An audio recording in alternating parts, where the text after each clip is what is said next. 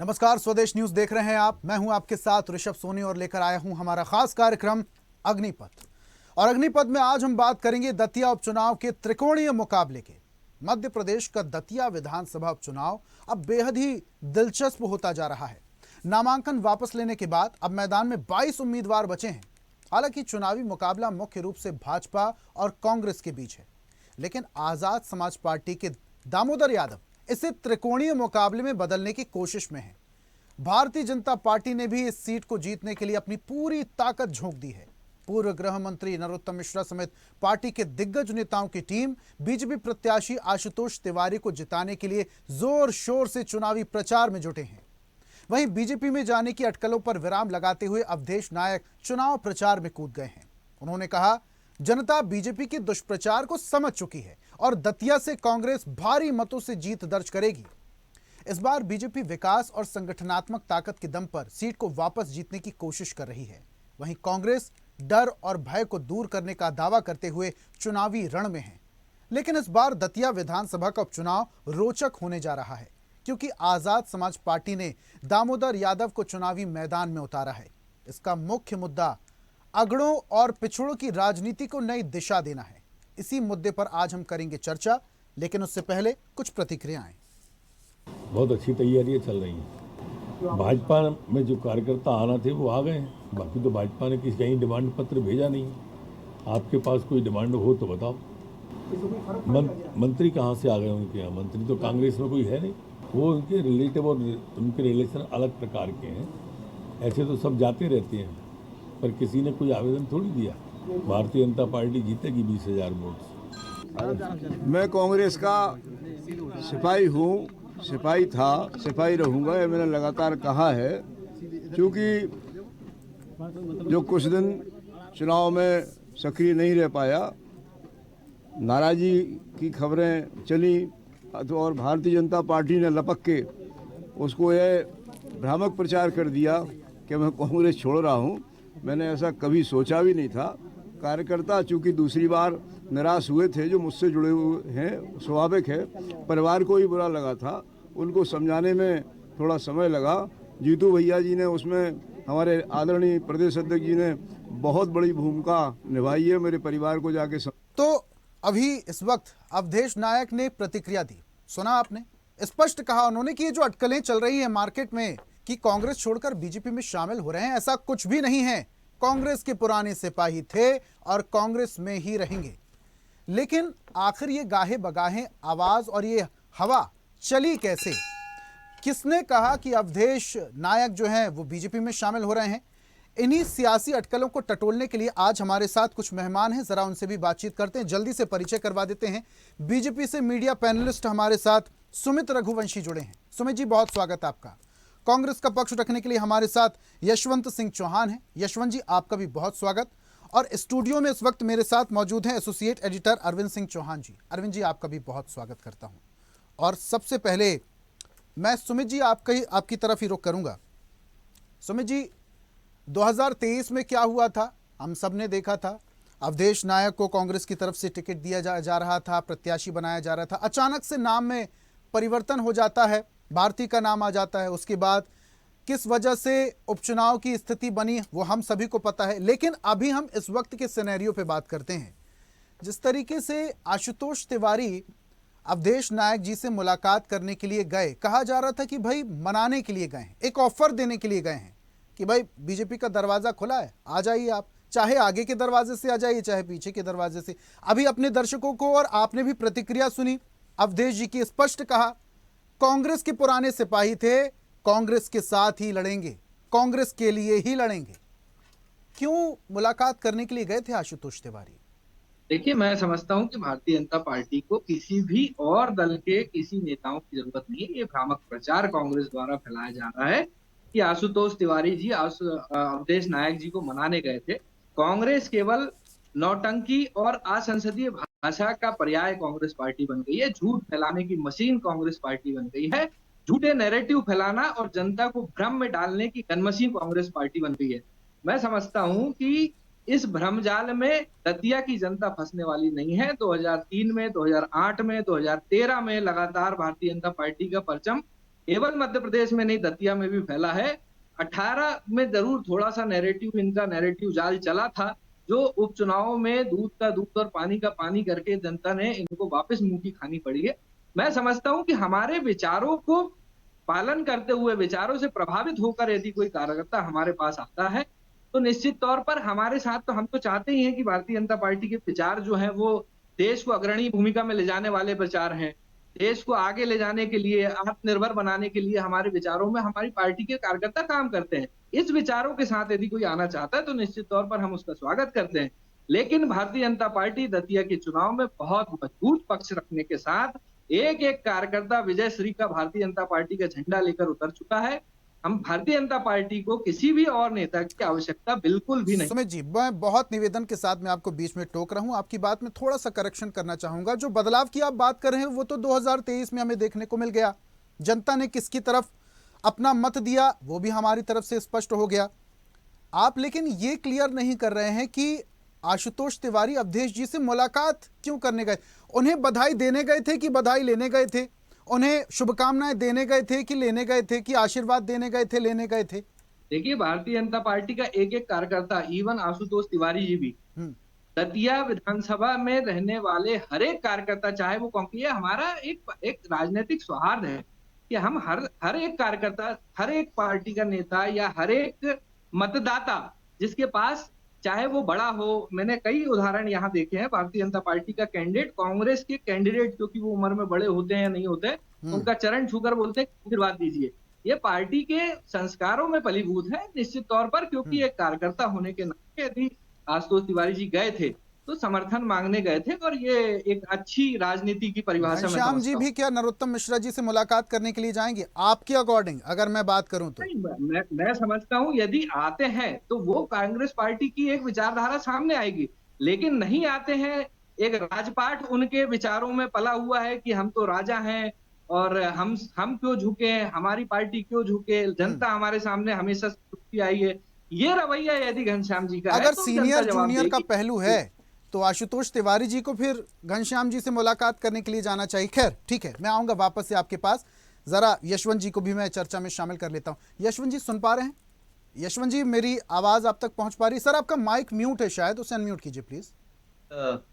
ठीक है यशवंत जी, अब आपकी आवाज आ रही है। यशवंत जी, सुमित जी को आप सुन ही रहे थे, जिस तरीके से वो बता रहे थे कि ये तो राजनीतिक सौहार्द है, मुलाकातों का सिलसिला तो चलता रहता है। जब दो अलग अलग दलों के नेता आपस में मुलाकात करते हैं तो भाईचारे के साथ बातचीत होती है। और वैसे भी बहुत बड़े पुराने किसी नेता ने कहा है कि राजनीति में मतभेद हो सकता है लेकिन मनभेद नहीं होना चाहिए। एक जीता जागता उदाहरण तो हमने देख ही लिया कि जिस तरीके से अवधेश जी और आशुतोष जी की मुलाकात हुई।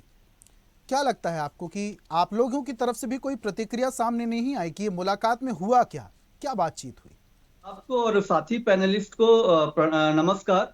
और ऋषभ जी, बिल्कुल राजनीति में मतभेद हो सकता है लेकिन मनभेद नहीं होना चाहिए। लेकिन भाजपा ने जिस तरह से इस कल्चर को खत्म किया है, अब इनके नेता लगातार बदला लेने पे और लगातार अपने विपक्षी नेताओं को लगातार नीचा दिखाने में जिस तरह से लगे रहते हैं, तो इस कथन को इन्होंने पूरी तरह से खत्म कर दिया है। आदरणीय ऋषभ जी, जिस तरह से भाजपा ने जिन प्रत्याशी आदरणीय आशुतोष तिवारी जी को मैदान में उतारा है, उन्हें तो जनता का समर्थन ही नहीं है आदरणीय ऋषभ जी।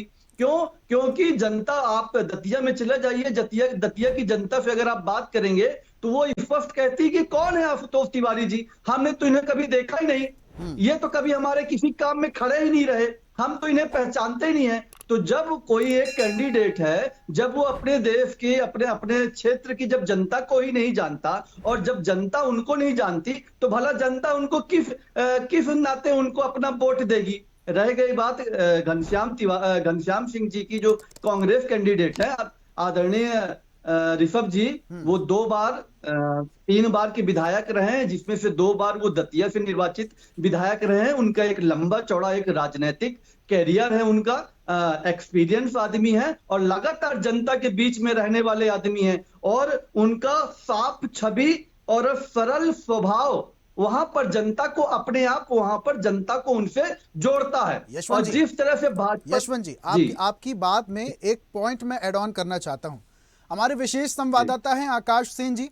अभी कुछ समय पहले मुलाकात हुई थी, नरोत्तम मिश्रा जी से बातचीत कर रहे थे, उनकी बाइट लेने के लिए गए थे, तो नरोत्तम मिश्रा जी से उन्होंने सवाल किया कि भाई आशुतोष तिवारी जी को टिकट दिया है।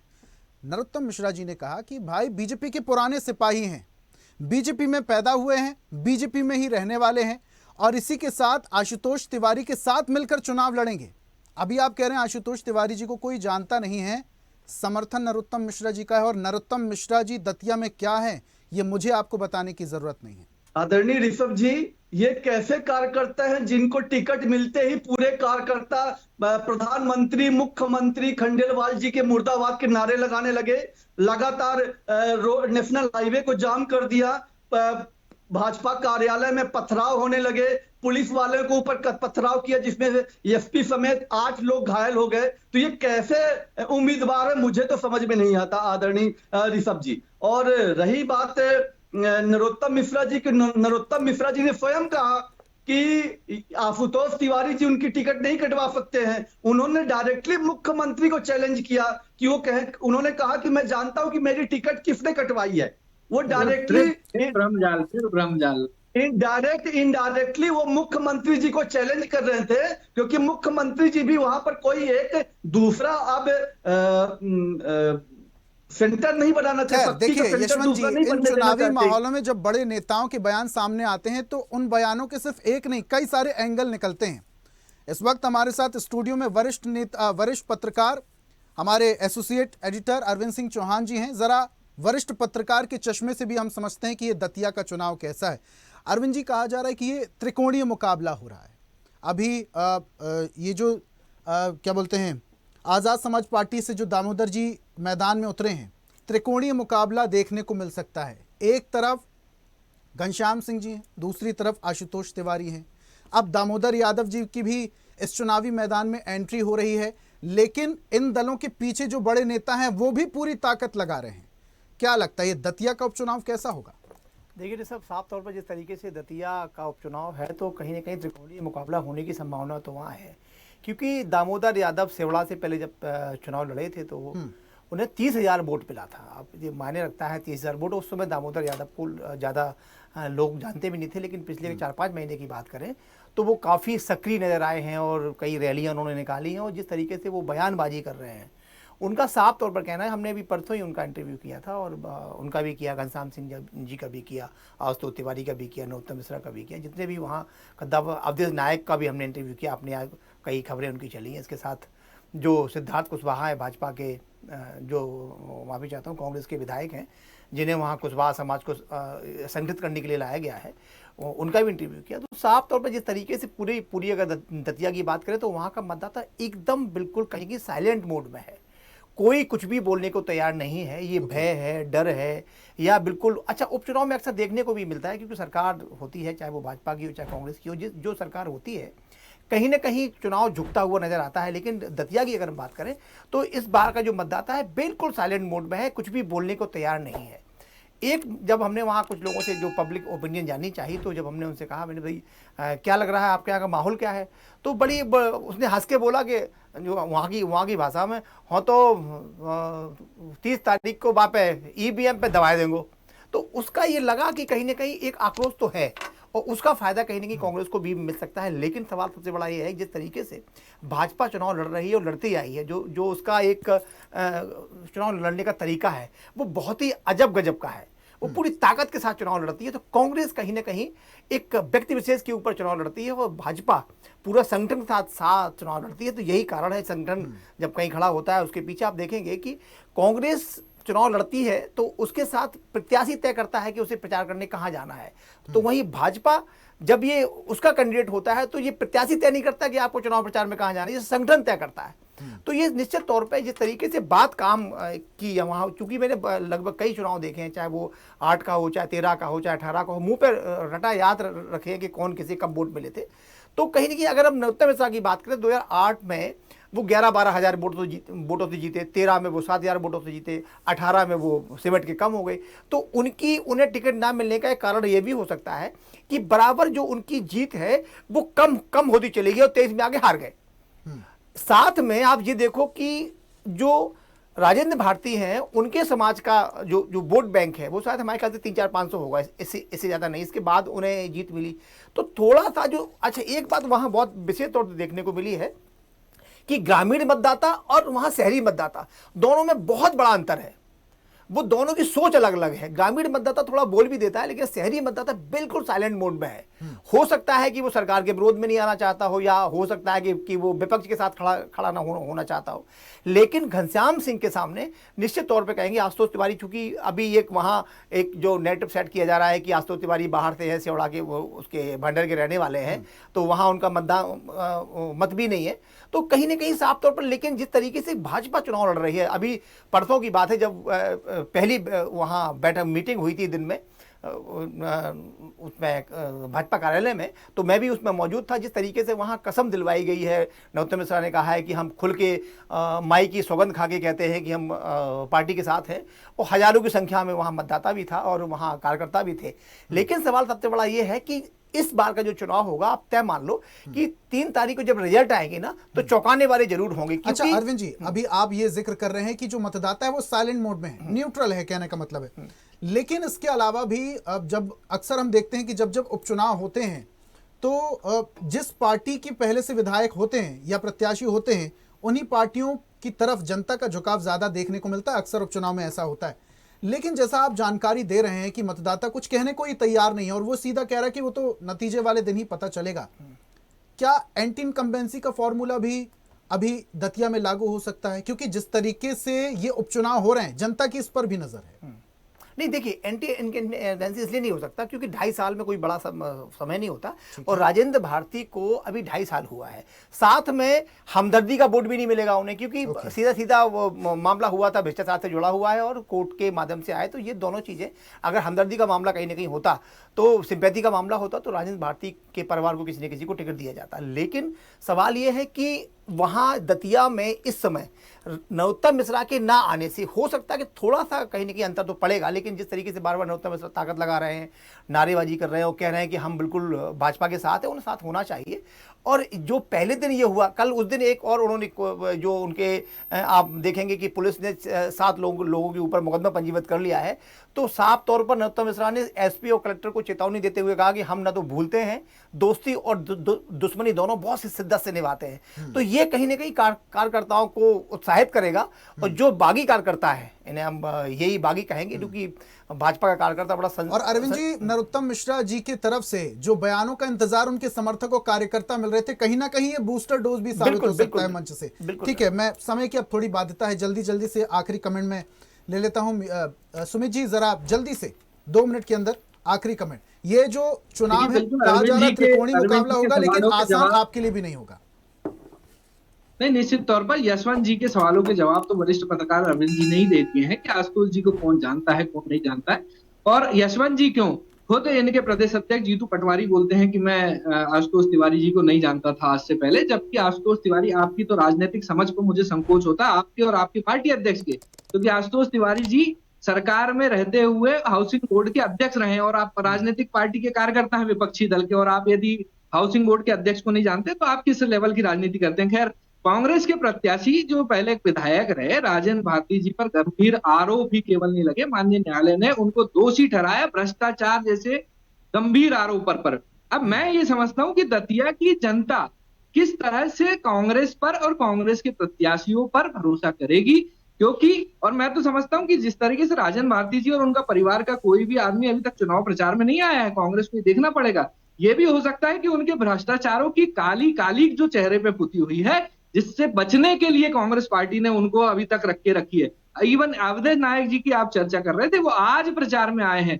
दतिया के अंदर रहने वाला कोई भी कार्यकर्ता ना नामांकन में दिखा, केवल दिग्विजय सिंह जी और केवल जीतू पटवारी जी नामांकन में दिखे थे। ये कांग्रेस को आत्मचिंतन करने की जरूरत है। आरोप प्रत्यारोप हस्तक्षेप दूसरी पार्टियों पर करने की अपेक्षा अपनी नीति, अपनी रणनीति और अपने चरित्र का चाल चलन यदि ठीक करेंगे तो निश्चित तौर पर लड़ने के काबिल होंगे। मैं ये समझता हूं कि भारतीय जनता पार्टी का एक एक कार्यकर्ता भारतीय जनता पार्टी के भाजपा के विजय झंडे के साथ तैयार है और निश्चित तौर पर भारतीय जनता पार्टी वहां विजय जुलूस निकालने वाली है। ठीक है, लास्ट कमेंट यशवंत जी, जैसा कि मैं जिक्र कर रहा था कि ये उपचुनाव क्यों हो रहे हैं, जनता की इस पर भी नजर है। राउज एवेन्यू कोर्ट में जो सुनवाई चलेगी, जनता की उस पर भी नजर होगी, और जनता की नजर अभी मतदान के दौरान भी रहने वाली है। आपके लिए भी इतना ज्यादा आसान नहीं होगा ये त्रिकोणीय मुकाबला जीतना। भले ही घनश्याम कद्दावर नेता हैं, लेकिन इतना आसान आपके लिए भी नहीं होगा जिस तरीके से आप लोग कह रहे हैं और दावा कर रहे हैं। यशवंत जी।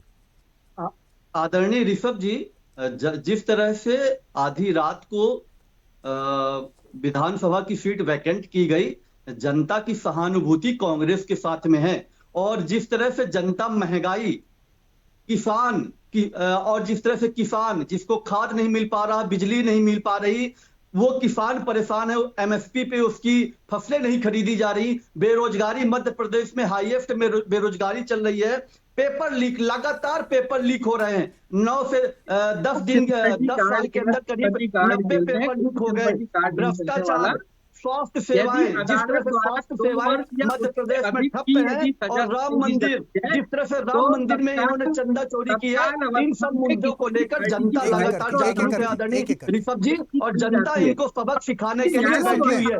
जनता ने कहा कि आप आइए मैदान में, हम आपको बताते हैं। विक्टिम कार्ड खेलकर दतिया की जनता को गुमराह नहीं कर सकते, इस बात को मानिए। इससे ऊपर यशवंत जी पूरी बात मैं समझता हूँ खेलने की जरूरत क्या है। जिस तरह से आप, जिस तरह से और कांग्रेस, जिस तरह से संगठन सृजन के माध्यम से हमने जिला से लेकर ब्लॉक स्तर तक अपना संगठन और बूथ स्तर तक अपना संगठन मजबूत किया है, और हमें पता था कि वहां पर चुनाव होने वाला है। लगातार 2-2.5 महीने से हमारा पूरा संगठन वहां पर काम कर रहा है। अभी हमारे 40 से ज्यादा विधायक वहां पर बूथ स्तर पर काम कर रहे हैं, और हमारी पूरी पार्टी एकजुट बंद मुट्ठी होकर एकदम काम कर रही है। चाहे वहां पर अवधेश नायक जी हो, चाहे राजेंद्र भारती जी हो, और चाहे हमारा शीर्ष नेतृत्व है जीतू पटवारी जी, दिग्विजय सिंह जी, कमलनाथ जी, और चाहे हमारे पार्टी के जितने भी वरिष्ठ लोग हैं, सभी वरिष्ठ लोग एकजुट होकर वहां पर पार्टी के लिए काम कर रहे हैं। और जिस तरह से 2023 में हमने 7,500 से हराया था आदरणीय ऋषभ जी, इस बार हम इनको 25,000 से ज्यादा वोटों से हराएंगे। हार जीत का फैसला तो जनता करने वाली है। लास्ट कमेंट में अरविंद जी से ले लेता हूं। अरविंद जी 20 सेकंड में अपनी बात रखिएगा, समय मुझे इजाजत नहीं देता आगे बढ़ने के लिए, प्लीज। ये साफ तौर पर जिस तरीके से बता रहे हैं कि कांग्रेस के जो पैनलिस्ट हैं, एक्चुअली में उपचुनाव में कभी राष्ट्रीय लेवल के मुद्दे काम नहीं आते, स्थानीय लेवल के मुद्दे काम आते हैं। इस बात को समझना चाहिए। और साथ में बस ये है जोर आजमाइश में जो भी, क्योंकि समय बहुत कम है, और 2 अप्रैल के बाद भाजपा तो चुनाव प्रचार में लगी गई थी, लेकिन कांग्रेस के लिए थोड़ी सी स्थिति थी कि वो कोर्ट के माध्यम से कोई स्टे मिल जाएगा, हो सकता है कि चुनाव ना हो। लेकिन कहीं ना कहीं त्रिकोणीय मुकाबला है, और घनश्याम सिंह और आशुतोष तिवारी, बिल्कुल कहना बिल्कुल अभी जल्दबाजी होगी कि ये दतिया का जो प्रतिनिधि कौन होगा, लेकिन आप तय मान लीजिए कोई न कोई हो सकता है कि अप्रत्याशित वहाँ के फैसले आ जाए, कि अगला पिछला की राजनीति दामोदर यादव कर रहे हैं। विकास के नाम पर भाजपा वोट मांग रही है, तो कांग्रेस कहीं न कहीं भ्रष्टाचार के नाम पर जा रही है। अच्छा, जल्दी से सवाल अरविंद जी, दामोदर यादव क्या वोट कटा हुआ साबित हो सकते हैं? 100% ये कांग्रेस को नुकसान करने वाले हैं। ठीक है, ये कांग्रेस की तरफ से नुकसान। यशवंत जी तैयार रहिएगा, क्योंकि मैं बार बार कह रहा हूं ये मुकाबला इतना आसान नहीं होगा। आप सभी पैनलिस्ट का हमारे साथ जुड़ने के लिए, चर्चा में शामिल होने के लिए और अपने तर्क रखने के लिए बहुत बहुत धन्यवाद। आज हम बात कर रहे थे दतिया उपचुनाव की। त्रिकोणीय मुकाबला हो सकता है, त्रिकोणीय मुकाबला, क्योंकि दामोदर यादव भी अब मैदान में कूद पड़े हैं। एक तरफ आशुतोष तिवारी बीजेपी से हैं, दूसरी तरफ कांग्रेस ने भी घनश्याम सिंह को टिकट देकर दावेदारी पक्की तो कर दी है। लेकिन ये त्रिकोणीय मुकाबले में जनता किसे और किसके सर पर जीत का सेहरा सजाएगी, ये आने वाला वक्त बताएगा। आज की खास पेशकश में फिलहाल इतना ही। देखते रहिए स्वदेश न्यूज, सबसे पहले देश। और ऐसी ही ताजा खबरों के लिए लाइक, फॉलो और यूट्यूब पर सब्सक्राइब कर बेल आइकन जरूर दबाइए, और हर अपडेट के लिए विजिट कीजिए स्वदेशलाइव.com।